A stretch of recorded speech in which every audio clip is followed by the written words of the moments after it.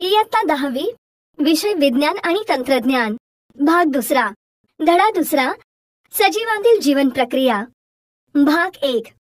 प्रस्तावना. मुलांनो, सजीवांविषयी आपण माहिती अभ्यासली आहे. सजीवांना अन्न पाण्याची, सूर्यप्रकाशाची गरज असते. सजीवांना वाढीसाठी ऊर्जेची गरज असते. ही ऊर्जा निसर्गातील विविध घटकांपासून सजीवांना मिळते.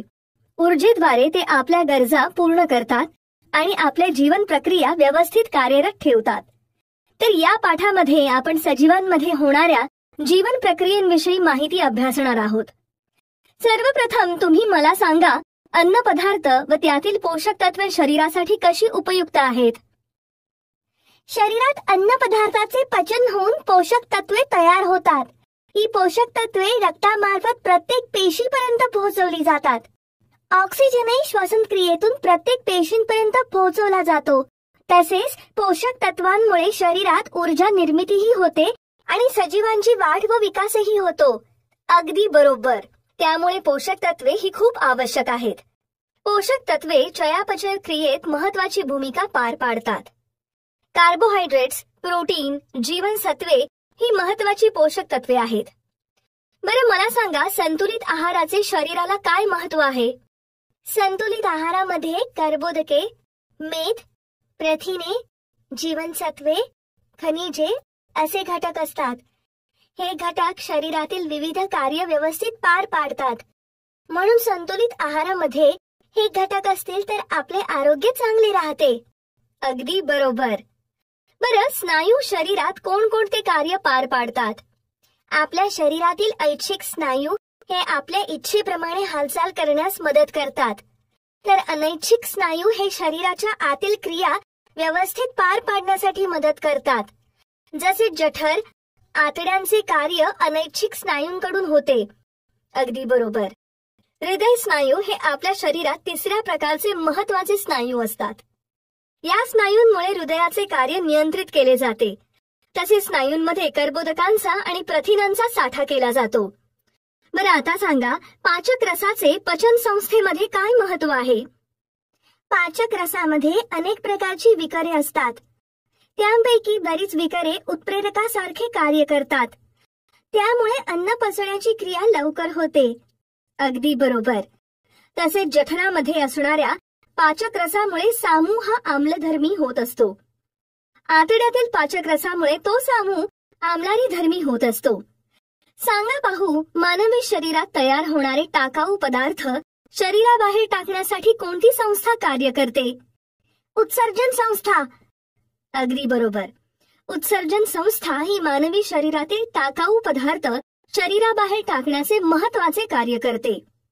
मानवी उत्सर्जन संस्थेत वृक्क, मूत्रवाहिनी, मूत्राशय, मूत्रोत्सर्जक नलिका यांचा समावेश होतो.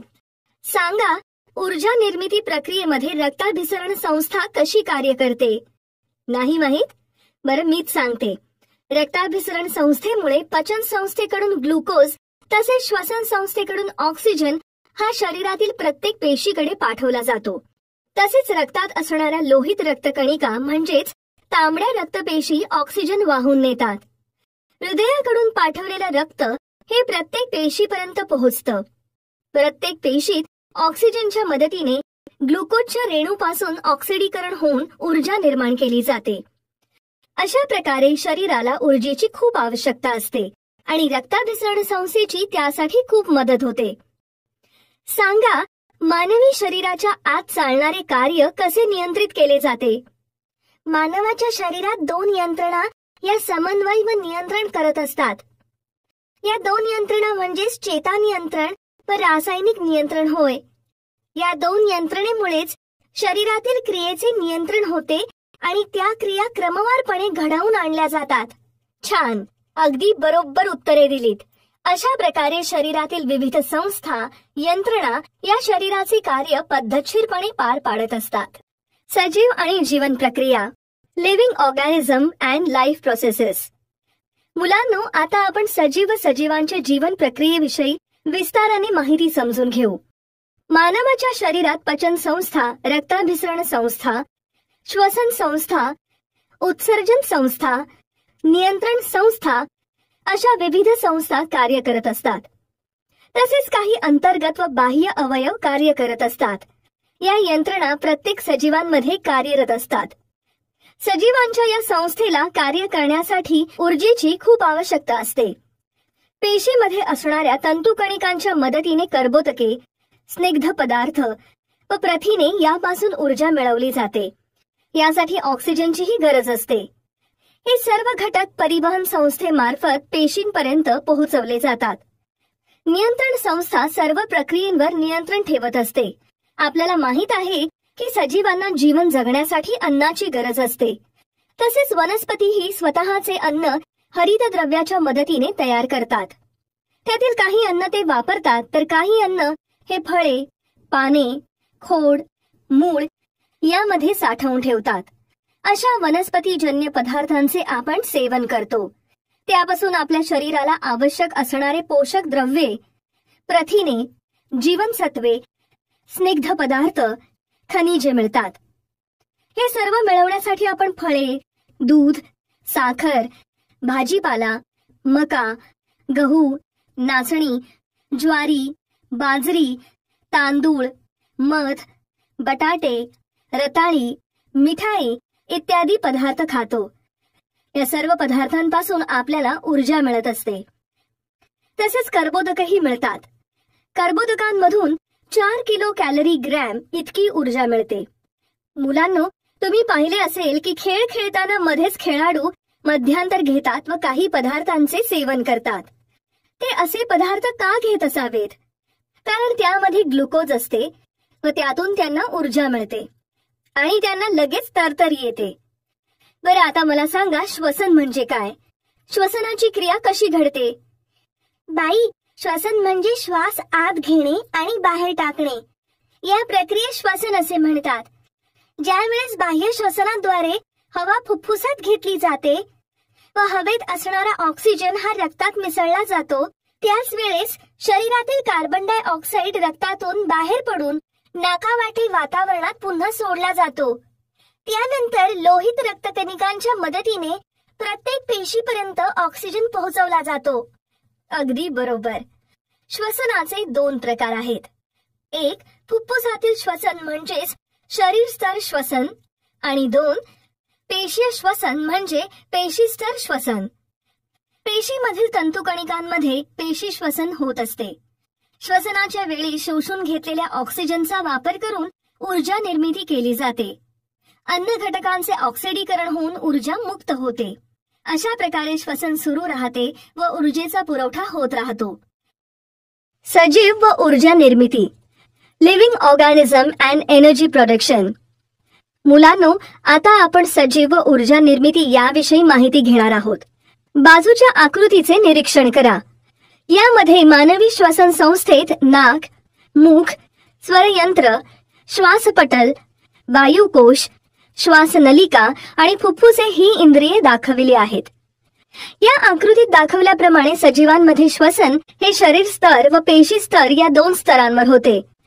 यातील शरीर स्तरावर होणाऱ्या श्वसनात ऑक्सिजन व कार्बन डाय ऑक्साईड या वायूची शरीरात आणि सभोवतालच्या वातावरणात देवाणघेवाण सतत सुरू राहते. तर दुसरा स्तर म्हणजे पेशी स्तरावर होणाऱ्या श्वसनामध्ये अन्न पदार्थांचे ऑक्सिजनच्या सहाय्याने किंवा ऑक्सिजनच्या व्यतिरिक्त ऑक्सिडीकरण केले जाते. ग्लुकोजच्या एका रेणूमध्ये C म्हणजे कार्बनचे 6 अणू, H म्हणजे हायड्रोजनचे 12 अणू व O म्हणजे ऑक्सिजनचे 6 अणू असतात. म्हणून ग्लुकोजची संज्ञा C6H12O6 ही आहे. हे सर्व अणू एकमेकांना सहसंयोज बंधाने जोडलेले असतात. रसायनशास्त्राच्या दृष्टिकोनातून एखाद्या रेणूचे ऑक्सिडीकरण होते म्हणजे तो रेणू ऑक्सिजनचे अणू मिळवतो किंवा त्या रेणूतून इलेक्ट्रॉन कमी होतात. आपल्याला आवश्यक असणारी ऊर्जा मिळण्यासाठी आपण जे अन्न पदार्थ खातो त्यातील कर्बोदकांचा उपयोग शरीरास होतो. त्यापासून मिळणारी ऊर्जा ही एटीपीच्या स्वरूपात मिळवली जाते. एटीपी हा ऑडिनोसिन ट्रायफॉस्फेट ऊर्जेचा रेणू आहे. पेशीमध्ये ग्लुकोज या कर्बोदकाचे टप्प्याटप्प्याने ऑक्सिडीकरण केले जाते. त्यालाच पेशी स्तरांवरील श्वसन असे म्हणतात. याच श्वसनाचे ऑक्सिश्वसन म्हणजे ऑक्सिजन भाग घेतो व विनॉक्सी श्वसन म्हणजे ऑक्सिजन भाग घेत नाही, असे 2 प्रकार आहेत. तर आता आपण ऑक्सिश्वसनामध्ये 3 टप्प्यांमध्ये ग्लुकोजचे ऑक्सिडीकरण होते ते पाहूया. ग्लुकोज विघटन. ग्लुकोजच्या विघटन क्रियेमध्ये ग्लुकोजच्या एका रेणूचे क्रमाने विघटन होऊन पायुरुविक आम्ल ATP ॲडिनोसिन ट्रायफॉस्फेट, NADH2 म्हणजेच निकोटिनामाइड ॲडेनाइन डायन्यूक्लियोटाइड व पाणी या प्रत्येकाचे 2 रेणू तयार होतात. त्यानंतर या प्रक्रियेत तयार झालेले पायुरुविक आम्लाचे रेणू असेटिल कोएन्झाइम A या रेणूमध्ये रूपांतरित केले जाते. या प्रक्रियेच्या वेळी कार्बन डायऑक्साइडचे 2 रेणू व निकोटिनामाइड ॲडेनाइन डायन्यूक्लियोटाइडचे NADH2 2 रेणू तयार होतात. ट्रायकार्बोक्झिलिक आम्ल चक्र म्हणजेच क्रेब्स सायकल. या आम्लचक्राच्या वेळेस ॲसिटिल कोएन्झाइम A चे रेणू तंतुकणिकेमध्ये जातात. त्यावेळेस तेथे त्यावर ट्रायकार्बोक्झिलिक आम्लचक्र म्हणजेच क्रेब चक्र ही अभिक्रिया घडवली जाते. या अभिक्रियेमध्ये ॲसिटिल कोएन्झाइम A च्या रेणूतील ॲसिटिलचे पूर्णपणे ऑक्सिडीकरण केले जाते आणि त्यापासून कार्बन डायऑक्साइड, पाणी, निकोटिनामाइड ॲडेनाइन डायन्यूक्लियोटाइड, फ्लॅविन ॲडेनाइन डायन्यूक्लियोटाइड व ॲडिनोसिन ट्रायफॉस्फेटचे रेणू मिळतात. इलेक्ट्रॉन वहन साखळी अभिक्रिया ETC रिॲक्शन. इलेक्ट्रॉन वहन साखळी अभिक्रिया ही तंतुकणिकेमध्ये घडवून आणली जाते.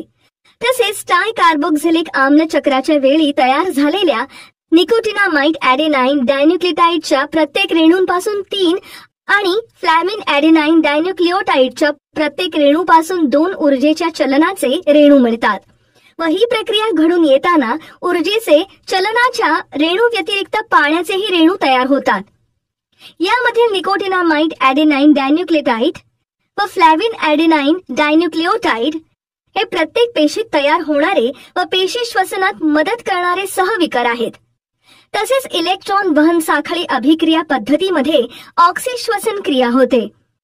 ग्लुकोजचे पूर्ण ऑक्सिडीकरण म्हणजेच विघटन होते व ऊर्जेबरोबर कार्बन डायऑक्साइड, पाणीचे रेणू तयार होतात. पहा, या आकृतीत ग्लुकोजचे विघटन होऊन पायरुविक आम्ल तयार होते. ट्रायकार्बोक्झिलिक आम्ल चक्रात ॲसिटिल कोएन्झाइम A चे ऑक्सिडीकरण होऊन पुढील रेणू पाहावयास मिळतात. कार्बन डायऑक्साइड, पाणी, निकोटिनामाइड ॲडेनाइन डायन्यूक्लियोटाइड, फ्लॅविन ॲडेनाइन डायन्यूक्लियोटाइड, ऊर्जेचे चलन. अशा प्रकारे आपण ऑक्सिश्वसनात होणारे ग्लुकोजचे ऑक्सिडीकरण याविषयी माहिती अभ्यासली. ATP. मुलांनो, आता आपण ATP विषयी माहिती अभ्यासूया. ATP म्हणजे ॲडेनोसिन ट्रायफॉस्फेट व हा एक ऊर्जेने संपृक्त असा रेणू आहे. यामध्ये फॉस्फेटचे 3 रेणू एकमेकांना ज्या बंधाने जोडलेले असतात त्या बंधात ऊर्जा साठवली जाते. हे रेणू पेशीमध्ये आवश्यकतेनुसार साठवले जातात. ATP हा रासायनिकदृष्ट्या ॲडेनोसिन रायबोन्यूक्लियोसाइड पासून तयार झालेला ट्रायफॉस्फेटचा रेणू आहे. यामध्ये ॲडेनिन हा नत्रयुक्त रेणू, रायबोज ही पेंटोस शर्करा व 3 फॉस्फेटचे रेणू असतात. ऊर्जेच्या आवश्यकतेनुसार ATP मधील फॉस्फेटच्या रेणूमधील बंध तोडून ऊर्जा मिळवली जाते.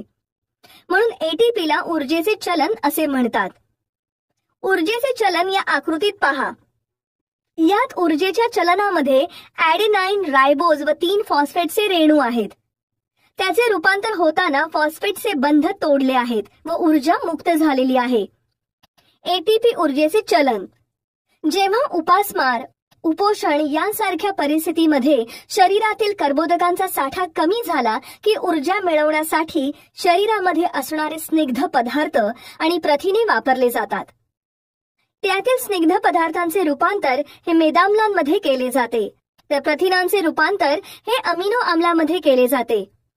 त्यानंतर मेदाम्ले आणि अमिनो आम्ले ॲसिटिल कोएन्झाइम A मध्ये रूपांतरित केली जातात आणि ॲसिटिल कोएन्झाइम A च्या रेणूंचे क्रेब चक्र अभिक्रियेद्वारे ऑक्सिडीकरण करून ऊर्जा मिळवली जाते.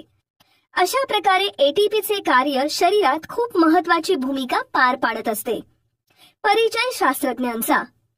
आता आपण ग्लुकोज विघटन प्रक्रियेचा शोध लावणाऱ्या शास्त्रज्ञांविषयी माहिती जाणून घेऊया.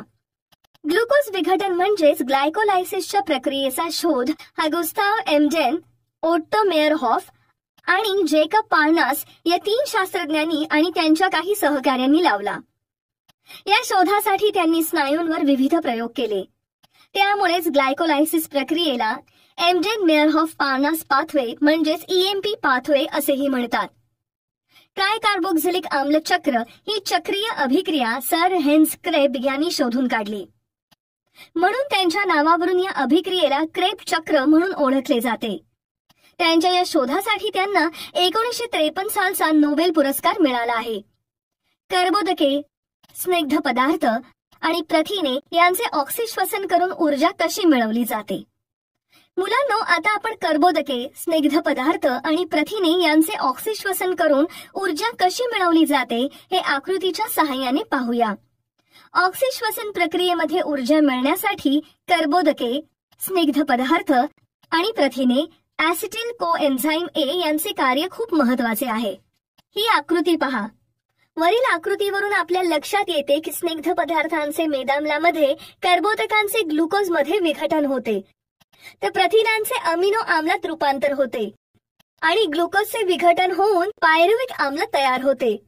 त्यानंतर पायरुविक आम्ल, मेदाम्ल व अमिनो आम्ल हे ऍसिटिल कोएन्झाइम A मध्ये रूपांतरित होतात. त्यानंतर क्रेब चक्र होऊन कार्बन डायऑक्साइड अधिक पाणी अधिक ऊर्जा असे त्याचे रूपांतर होते.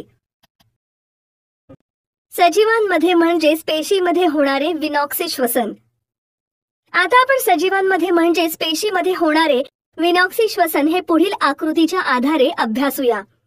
ज्या पद्धतीमध्ये सजीव ऑक्सिजन शिवाय ग्लुकोजचे अंशतः ऑक्सिडीकरण करून ऊर्जा प्राप्त करतात त्यास विनॉक्सी श्वसन म्हणतात. विनॉक्सी श्वसनच्या पायऱ्या. 1. ग्लुकोजचे विघटन. सजीव पेशी द्रव्यात ग्लुकोजच्या रेणूचे विघटन करून 2 पायरुवेटचे रेणू तयार होतात, म्हणून त्यास ग्लायकोलायसिस म्हणजे ग्लुकोजचे विघटन असे म्हणतात. यात 6 कार्बन असलेल्या संयुगांचे रूपांतर 3 कार्बन असलेल्या संयुगांमध्ये होते. यात पायरुविक आम्ल आणि कार्बन डायऑक्साइडचा उपयोग करून लॅक्टिक आम्ल, अल्कोहोल यांसारखी कार्बनी संयुगे तयार होतात. 2. ऊर्जा प्राप्ती. विनॉक्सी श्वसनात सजीव ग्लुकोजचे अंशतः ऑक्सिडीकरण करून ऊर्जेच्या चलनाच्या स्वरूपात ऊर्जा प्राप्त करतात. ज्या प्रक्रियेत ग्लुकोज आणि कार्बनी पदार्थांच्या रेणूंचे अंशतः पाणी आणि कार्बन डायऑक्साइड वायूत रूपांतर होते. या प्रक्रियेला किण्वन प्रक्रिया म्हणतात. ही प्रक्रिया सूक्ष्म सजीवांमार्फत घडवून आणली जाते. उदाहरणार्थ 1. दुधाचे दही होणे. 2. विविध पदार्थ उदाहरणार्थ विनेगर जीवनसत्वे तयार करणे. अशा प्रकारे या आकृतीवरून आपल्याला सजीवांमध्ये होणारे विनॉक्सी श्वसन कसे होते हे लक्षात येते. विनॉक्सी श्वसन करणाऱ्या सूक्ष्म जीवांची ऊर्जा निर्मिती. मुलांनो, आता आपण विनॉक्सी श्वसन करणाऱ्या सूक्ष्म जीवांची ऊर्जा निर्मिती कशा प्रकारे घडून येते ते अभ्यासूया. काही सजीव हे असे असतात की ते ऑक्सिजनच्या सानिध्यामध्ये जिवंत राहू शकत नाहीत. अशा सजीवांना जिवंत राहण्यासाठी विनॉक्सी श्वसनावर अवलंबून राहावे लागते. उदाहरणार्थ विविध जीवाणू. विनॉक्सी श्वसनाचे ग्लुकोज विघटन म्हणजेच ग्लायकोलायसिस व किण्वन म्हणजेच फर्मेंटेशन असे 2 प्रमुख टप्पे असतात. यामध्ये ग्लुकोजचे अपूर्ण विघटन होऊन कमी प्रमाणात ऊर्जा मिळते. या विनॉक्सी श्वसनामध्ये ग्लुकोज विघटनातून तयार झालेले पायरुविक आम्ल काही विकरांच्या सहाय्याने इतर कार्बनी आम्लांमध्ये किंवा अल्कोहोलमध्ये रूपांतरित केले जाते. यालाच किण्वन असे म्हणतात. ऑक्सिजनची वायूची पातळी कमी झाली की काही उच्चस्तरीय वनस्पती किंवा प्राणी हे ऑक्सिजनऐवजी विनॉक्सी श्वसनाचा वापर करतात. उदाहरणार्थ बीजांकुरणाच्या वेळी जमीन पाण्याखाली बुडलेली असली तर बीजे विनॉक्सी श्वसन करतात.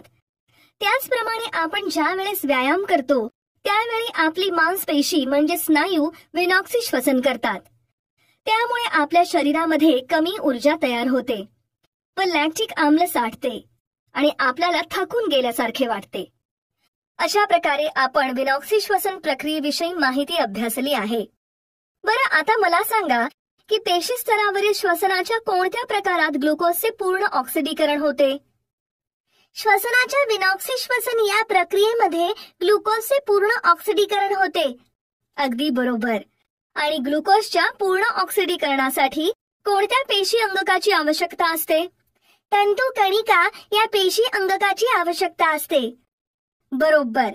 तंतुकणिका या अंगामध्ये ग्लुकोजच्या पूर्ण ऑक्सिडीकरणाची प्रक्रिया होते. विविध अन्न घटकांपासून मिळणारी ऊर्जा, energy from different food components. मुलांनो, आता आपण पेशी अंगकांना विविध अन्न घटकांपासून मिळणाऱ्या ऊर्जेविषयी माहिती अभ्यासूया. आपण जास्त प्रमाणात कर्बोदकांचे सेवन केले की ती कर्बोदके यकृतात आणि स्नायूंमध्ये ग्लायकोजेनच्या स्वरूपात साठवली जातात. अमिनो आम्लांचे अनेक रेणू एकमेकांना जोडल्यावर तयार होणाऱ्या महारेणूला प्रथिन म्हणतात. प्राणिज पदार्थांपासून मिळणाऱ्या प्रथिनांना फर्स्ट क्लास प्रथिने म्हणतात. प्रथिनांपासून सुद्धा 4 किलो कॅलरी एवढी ऊर्जा मिळते. प्रथिनांचे पचन झाल्यानंतर परत अमिनो आम्ल तयार होतात. त्यानंतर ही अमिनो आम्ले शरीरात शोषली जातात आणि रक्तामार्फत प्रत्येक अवयव पेशींपर्यंत पोहोचवली जातात. वेगवेगळे अवयव व पेशी त्या अमिनो आम्लांपासून त्यांना किंवा शरीराला आवश्यक असलेली प्रथिने तयार करतात. उदाहरणार्थ पुढील आकृतीत पहा. त्वचेपासून मेलेनिन रंगद्रव्य केराटिन तयार होते. हाडापासून ऑस्सिन तयार होते. पेशीपासून प्रद्रव्य पटलातील प्रथिने विविध विकरे तयार होतात. स्वादुपिंडातून इन्शुलिन व ट्रिप्सिन तयार होते. पीयूषिका ग्रंथीपासून विविध संप्रेरके तयार होतात. स्नायूंमध्ये ऍक्टिन व मायोसिन ही लवचिक प्रथिने तयार होतात. तर रक्तात हिमोग्लोबिन आणि प्रतिपिंडे तयार होतात. मुलांनो, आपण जर प्रथिने गरजेपेक्षा जास्त सेवन केली तर त्यापासून तयार होणारी अमिनो आम्ले ही शरीरात साठवून ठेवली जात नाहीत. या अमिनो आम्लांचे शरीरात विघटन होते व त्यापासून तयार झालेला अमोनिया हा शरीराबाहेर टाकला जातो. तर कधी कधी प्रथिनांचे रूपांतर हे ग्लुकोनिओजेसिस प्रक्रियेद्वारे ग्लुकोजमध्ये केले जाते. वनस्पती पेशींमध्ये खनिजांपासून त्यांना आवश्यक असणारी अमिनो आम्ले तयार होतात. त्याच अमिनो आम्लांपासून अनेक वनस्पती प्रथिने तयार करतात. रुबिस्को हे विकर वनस्पतींमध्ये हरित लवकात असते व ते निसर्गामध्ये सर्वात जास्त प्रमाणात आढळून येते. अशा प्रकारे आपण अमिनो आम्लाचे कार्य अभ्यासले आहे. स्निग्ध पदार्थ. मला सांगा, स्निग्ध पदार्थ कशापासून मिळतात? तेल, तूप, लोणी, तेलबिया, चरबी या पदार्थांपासून स्निग्ध पदार्थ मिळतात. अगदी बरोबर. या सर्व मेदयुक्त पदार्थांपासून स्निग्ध पदार्थ मिळतात.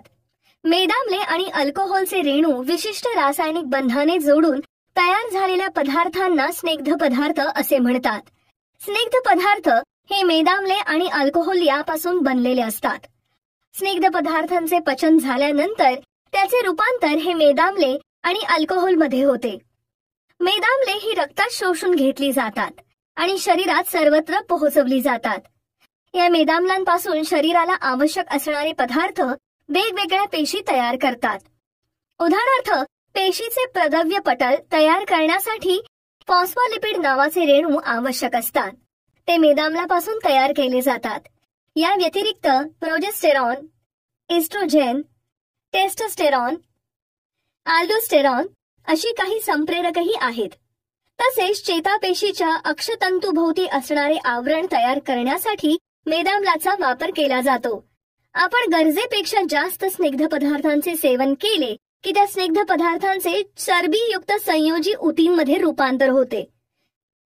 1 ग्रॅम स्निग्ध पदार्थांपासून 9 किलो कॅलरी इतकी ऊर्जा मिळत असते.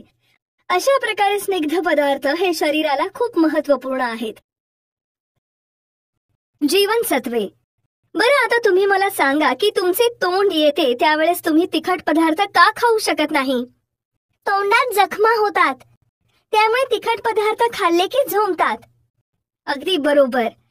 तोंड येते ते जीवनसत्वाच्या कमतरतेमुळे. हे तोंड येते ते बी कॉम्प्लेक्सच्या कमतरतेमुळे. काही जणांना लहानपणी किंवा तारुण्यावस्थेत रात्रीचे दिसण्याचा त्रास होतो. तो का होतो? ए जीवनसत्वाच्या कमतरतेमुळे. अगदी बरोबर. ए जीवनसत्वाची शरीरात कमतरता असल्यामुळे रातांधळेपणा हा आजार होतो. आपल्या शरीरात विविध कार्य व्यवस्थित पार पडण्यासाठी रासायनिक पदार्थांचा असा गट असतो की ज्यातील प्रत्येक पदार्थाची शरीरातील विविध कार्य सुरळीतपणे पार पाडण्यासाठी आवश्यकता असते. अशा गटाला जीवनसत्वे असे म्हणतात. जीवनसत्वाचे 6 मुख्य प्रकार आहेत, जसे A, B, C, D, E आणि K ही मुख्य जीवनसत्वे आहेत. यातील A, B, E आणि K ही जीवनसत्वे मेद म्हणजे स्निग्ध विद्राव्य आहेत व B आणि C ही जलविद्राव्य जीवनसत्वे आहेत. ग्लुकोज विघटन व क्रेब चक्राच्या प्रक्रियांमध्ये निकोटिनामाइड ॲडेनाइन डायन्यूक्लियोटाइड आणि फ्लॅविन ॲडेनाइन डायन्यूक्लियोटाइड तयार होते. ते तयार करण्यासाठी रायबोफ्लेविन म्हणजेच जीवनसत्व B2, निकोटिनामाइड म्हणजेच जीवनसत्व B5 यांचा उपयोग केला जातो. आता सांगा की बऱ्याच वेळा आपल्या तोंडात किंवा घशात कोरड कशामुळे पडते? तहान लागल्यामुळे. अगदी बरोबर. तहान लागल्यामुळे घशाला कोरड पडते. अति प्रमाणात जुलाब झाल्यास वरचेवर मीठ, साखर, पाणी प्यायला का देतात? शरीरातील पाणी कमी होते म्हणून. बरोबर. जुलाब झाल्यामुळे शरीरातील पाण्याचे प्रमाण कमी होते व अतिशुष्कता म्हणजे डिहायड्रेशन निर्माण होते. याचे परिणाम घातक असतात.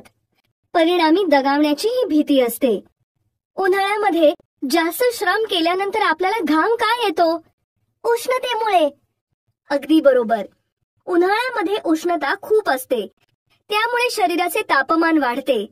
परिसरातील तापमान व शरीराचे तापमान नियंत्रित राहावे म्हणून धर्मग्रंथी आपोआप उत्तेजित होतात, त्यामुळे घाम येतो.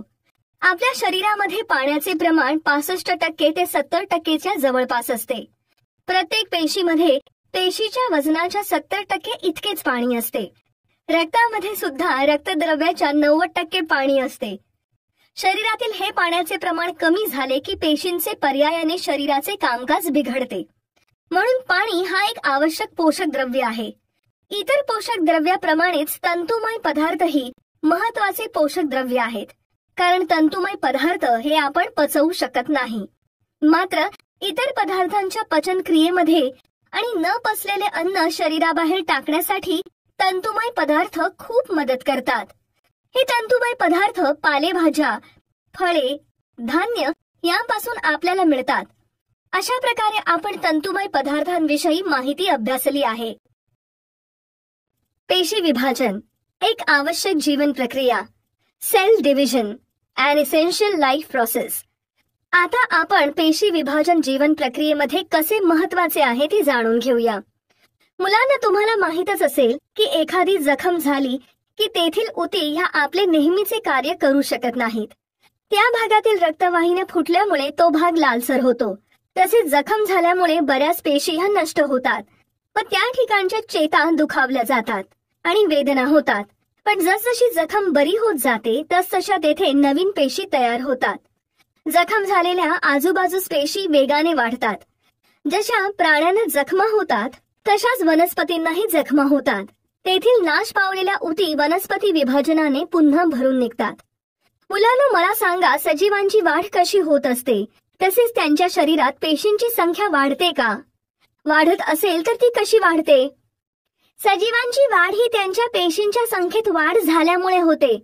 त्यामुळे नियमित पेशी विभाजन होत असते व शरीराची वाढ आणि झीज भरून निघण्यासाठी पेशी विभाजनाची गरज भासते. अगदी बरोबर. बरं, आता तुम्ही मला सांगा की एका सजीवापासून त्याच प्रजातीचा दुसरा सजीव कसा निर्माण होतो? प्रजनन प्रक्रियेने एक सजीव स्वतः सारखाच दुसरा जीव निर्माण करतात. अगदी बरोबर. गुणसूत्रे, जनुके व DNA यामुळे एका सजीवापासून त्याच प्रजातीचा दुसरा सजीव तयार होत असतो. पेशी विभाजन हा पेशीच्या आणि सजीवांच्या अनेक गुणधर्मांपैकी एक महत्वाचा गुणधर्म आहे. याच गुणधर्मांमुळे एका सजीवापासून दुसरा सजीव निर्माण होतो. तसेच बहुपेशीय सजीवाच्या शरीराची वाढ होते व झीजही भरून निघते. या पेशी विभाजनाचे 2 मुख्य प्रकार आहेत. एक सूत्री विभाजन म्हणजेच मिटॉसिस. 2 अर्धगुणसूत्री विभाजन मियोसिस. सूत्री विभाजन हे शरीरातील कायिक पेशी आणि मूल पेशीमध्ये घडून येते, तर अर्धगुणसूत्री विभाजन हे जनन पेशींमध्ये घडून येते. प्रत्येक केंद्रकी पेशीमध्ये एक केंद्रक असते, तसेच इतर काही पेशी अंगकेही असतात. तर पुढे आपण दोन्ही प्रकारच्या पेशी विभाजनाची माहिती अभ्यासूया. कोणत्याही प्रकारच्या पेशी विभाजनापूर्वी पेशी तिच्या केंद्रकामध्ये असलेल्या गुणसूत्रांची संख्या दुप्पट करते.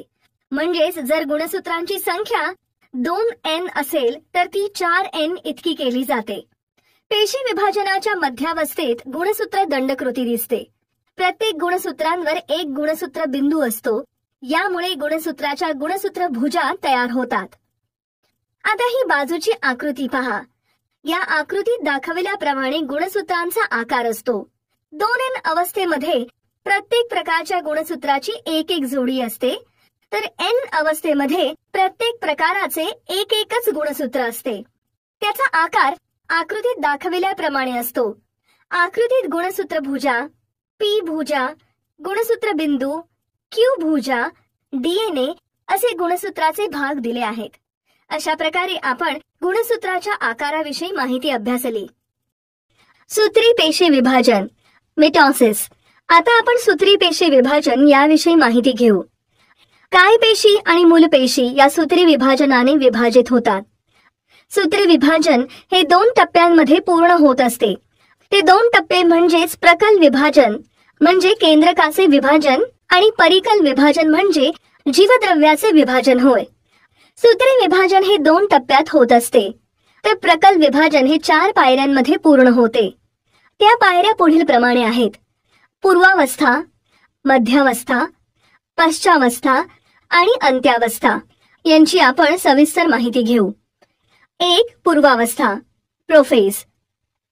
या अवस्थेमध्ये अत्यंत नाजूक धाग्यासारखे असलेल्या प्रत्येक गुणसूत्राचे वलीभवन होते. वलीभवनामुळे ते आखूड व जाड होऊन त्यांच्या अर्धगुणसूत्र जोडीसहित दृश्य व्हायला सुरुवात होते. तारा केंद्र हे द्विगुणित होते व प्रत्येक तारा केंद्रपेशीच्या विरुद्ध ध्रुवांना जाते. त्यानंतर केंद्रकावरण आणि केंद्रिका नाहीसे व्हायला सुरुवात होते. 2. मध्यावस्था, मेटाफेज. मध्यावस्थेमध्ये केंद्रकावरण संपूर्णपणे नाहीसे होते. सर्व गुणसूत्रांचे घनीकरण पूर्ण होऊन प्रत्येक गुणसूत्र त्यांच्या अर्धगुणसूत्र जोडीसहित दिसतात. सर्व गुणसूत्रे हे पेशीच्या विषुववृत्तीय म्हणजेच प्रतलाला समांतर अवस्थेमध्ये संरचित होतात. दोन्ही तारा केंद्र आणि प्रत्येक गुणसूत्राचा गुणसूत्र बिंदू यांच्या दरम्यान विशिष्ट अशा लवचिक प्रथिनांचे धागे म्हणजेच तूर्कतंतू तयार होतात. पश्चावस्था, ॲनाफेज. पश्चावस्थेमध्ये त्या धाग्यांच्या मदतीने गुणसूत्र बिंदूंचे विभाजन होते. प्रत्येक गुणसूत्राची अर्धगुणसूत्र जोडी वेगळी होऊन विरुद्ध दिशेला ओढली जाते. वेगळ्या झालेल्या अर्धगुणसूत्रांना जन्य गुणसूत्रे असे म्हणतात.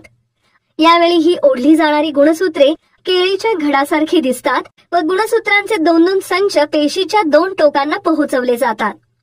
अंत्यावस्था, टेलोफेज. या अवस्थेमध्ये पेशीच्या 2ही टोकांपर्यंत गेलेली गुणसूत्रे उलगडतात. त्यामुळे ती पुन्हा नाजूक धाग्यासारखी पातळ होतात व अदृश्य होऊन जातात. 2ही टोकांना पोहोचलेल्या गुणसूत्रांच्या संचाभोवती केंद्रकावरण तयार होते. अशा प्रकारे एका पेशीमध्ये 2 जन्य केंद्रके तयार होतात व जन्य केंद्रकांमध्ये केंद्रका दिसू लागतात. तूर्कतंतू नाहीसे होऊन जातात. अशा प्रकारे प्रकाल विभाजन ही प्रक्रिया पूर्ण होते व परिकल विभाजन ही प्रक्रिया सुरू होते. ही बाजूची आकृती पहा.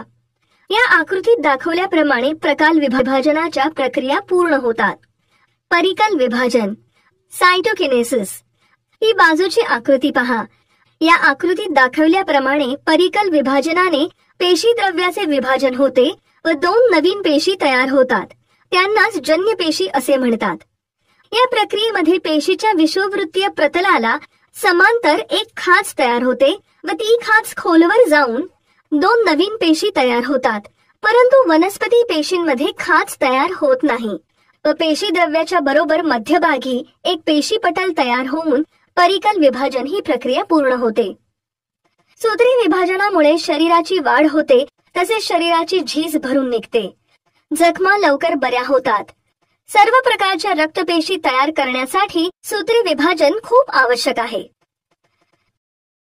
अर्धसूत्री विभाजन, मिओसिस. मुलांनो, आता आपण अर्धसूत्री विभाजनाविषयी माहिती अभ्यासूया. अर्धसूत्री विभाजन हे 2 टप्प्यांमध्ये पूर्ण होत असते.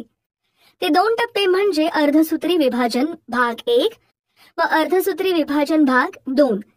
यांची आपण सविस्तर माहिती घेऊ. अर्धसूत्री विभाजन भाग 1. ही बाजूची आकृती पहा. या आकृतीत दाखवल्याप्रमाणे सजातीय गुणसूत्रांमध्ये जनुकीय विचरण म्हणजेच जनुकीय पुनःसंयोग घडून येते. त्यानंतर ती सजातीय गुणसूत्रे 2 संचांमध्ये विभागली जातात व 2 एकगुणी पेशी तयार होतात. अशा प्रकारे अर्धसूत्री विभाजन भाग 1 मध्ये क्रिया घडून येतात. अर्धसूत्री विभाजन भाग 2. आता ही बाजूची आकृती पहा. या आकृतीचे निरीक्षण केले तर आपल्या लक्षात येते की भाग 2 हा सूत्री विभाजनासारखाच असतो. यामध्ये भाग 1 मध्ये तयार झालेल्या दोन्ही एकगुणी पेशींमधील पुनःसंयोजित अर्धगुणसूत्र जोड्या वेगळ्या होतात व त्या पेशी विभाजित होतात. त्यापासून 4 एकगुणी पेशी तयार होतात. तसेच युग्मके व बीजाणू तयार करण्याची प्रक्रिया ही अर्धसूत्री विभाजनाने घडून येते. या पेशी विभाजन पद्धतीमध्ये एक द्विगुणित पेशीपासून 4 एकगुणित पेशी तयार होत असतात. पेशी विभाजनाच्या वेळी समजातीय गुणसूत्रांमध्ये पारगती होते व जनुकांचे पुनःसंयोग होते. यामुळे तयार होणाऱ्या 4ही जन्य पेशी म्हणजेच नवजात पेशी जनुकीय दृष्ट्या जनक पेशीपेक्षा आणि एकमेकांपेक्षा वेगळ्या असतात. अशा प्रकारे अर्धसूत्री विभाजनाच्या प्रक्रिया घडून येतात. आता आपण एका प्रयोगाद्वारे अर्धसूत्री विभाजनाचे टप्पे अभ्यासूया. साहित्य: प्रयोगासाठी एक चंचू पात्र, काचपट्टी, आच्छादन काच, चिमटा, संयुक्त सूक्ष्मदर्शिका, वॉच ग्लास हे साहित्य घ्या. तसेच एक मध्यम आकाराचा कांदा व आयोडीन द्रावण घ्या. कृती: सर्वप्रथम एक मध्यम आकाराचा कांदा घ्या. तो कांदा पाणी भरलेल्या चंचू पात्रात अशा प्रकारे ठेवा की कांद्याचा मुळाकडील भाग पाण्याला स्पर्श करेल. 4 ते 5 दिवसानंतर कांद्याच्या मुळाचे निरीक्षण करा. यापैकी काही मुळाचा टोकाकडील भाग कापून वॉच ग्लास मध्ये घ्या व त्यामध्ये आयोडीनच्या द्रावणाचे काही थेंब टाका. या द्रावणाला 5 मिनिटे असेच ठेवा. त्यानंतर कांद्याच्या मुळाचा भाग काचपट्टीवर घेऊन चिमट्याच्या सपाट म्हणजेच चपट्या भागाकडून दाबा. त्यावर पाण्याचे 1 ते 2 थेंब घेऊन आच्छादन काच अशी पसरवा की आच्छादन करताना त्यात हवा राहणार नाही. आता या काचपट्टीचे संयुक्त सूक्ष्मदर्शीखाली निरीक्षण करा. तुम्हाला या पेशी विभाजनाची अवस्था पुढील आकृतीप्रमाणे दिसेल. या आकृतीत कांद्याच्या मुळाच्या टोकाकडील भागांच्या पेशींचे सूत्री विभाजनाचे विविध टप्पे दिसत आहेत. बरं, आता तुम्ही मला सांगा 2N म्हणजेच द्विगुणित पेशी म्हणजे काय? ज्या पेशीत गुणसूत्रांची संख्या दुप्पट असते त्या पेशीला 2N म्हणजेच द्विगुणित पेशी असे म्हणतात. अगदी बरोबर. N म्हणजे एकगुणित पेशी म्हणजे काय? ज्या पेशींमध्ये गुणसूत्रांची संख्या निम्मी असते अशा पेशीला एकगुणित पेशी असे म्हणतात. सांगा सजातीय गुणसूत्रे म्हणजे काय? सर्वच प्रजातींच्या द्विगुणित पेशीत गुणसूत्रांच्या ठराविक संख्येत जोड्या असतात. यातील एका जोडीतील गुणसूत्रे आकाराने, प्रकाराने आणि त्यावर असणाऱ्या जनुकांसारखी असतात. अशा गुणसूत्रांना सजातीय गुणसूत्रे असे म्हणतात. अगदी बरोबर. युग्मक पेशी 2N असतात की N का? ज्या पेशीतून युग्मके तयार होतात त्या पेशी या 2N असतात. युग्मक बनते वेळी स्त्री युग्मक आणि पुरुष युग्मक यांचे फलन होते व युग्मनज 2N बनते. छान. बरं, आता तुम्ही मला एकगुणित पेशी कशा तयार होतात ते सांगा. द्विगुणित पेशीत अर्धगुणसूत्री विभाजन होऊन एकगुणित पेशी तयार होतात. बरोबर. या एकगुणित पेशीचे नेमके महत्व काय आहे? नाही माहित? बरं, मीच सांगते. लैंगिक प्रजनन होताना जी युग्मके तयार होतात ती एकगुणितच होणे खूप आवश्यक असते. जर असे झाले नाही तर गुणसूत्रांची संख्या नियंत्रित राहत नाही. अशा प्रकारे आपण या पाठात सजीव आणि जीवन प्रक्रिया, अन्न घटक, ऊर्जा तसेच पेशींचे विभाजन कसे होते हे आपण अधिक विस्ताराने अभ्यासले आहे.